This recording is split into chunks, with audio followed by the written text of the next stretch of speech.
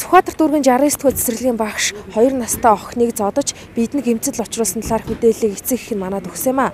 Охины ээжийн мэдээснээр өглөө цэцэрлэгт хүүхдээ өгөөд орой авахт нь хүүхдийн хацар нэлэнхүүтэй хөхөрсөн байсан байна.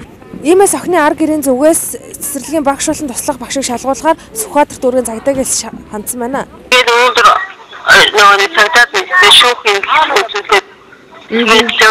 Хариу нь хизээ гарна гэж байна. Хариу бол гараагүйсэн.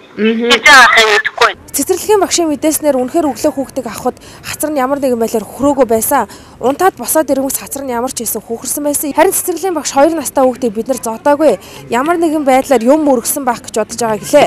Тэр хүүхд нь өглөө нь ирдэг цагтаа ирсэн. Тэгээд өглөө ирчээд өдөр байхад зүгээр ирсэн. Нүүр өгөн зүгээр ирсэн. Орой унтаж босчоод би тэр хүүхдүүдэд цайг нь уулгаад тэгээд унтуулчаад манай өмнөдөө би цэцчихгүй нөгөө. Тэгэнгүүт манай туслах энэ нүүр нь яачаав гэгээд тэгээ нүүрийн хаашныг хөхөрцөн биш. Тэгэхээр би одоо хүүхд тусаар яаж байх ингээл илсэн байхгүй нүүрийн. Тэгэхээр ээжт нэрх нь энэ ингээд яана юм өргөч эртөө өмнөд тэр үед бидний бас буруу байхгүй хариуцлага алдсан тийм ээ.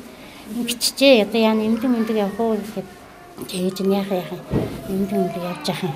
Тэгээд оройн гэрдэн залгаж асуусан байхгүй. Ингэсэн байна одоо яаж нөгөө аюу мөн гэсэн чи гайгүй багш. Нөгөө ингэж ин тавиад арай гайг болчихлоо гэсэн.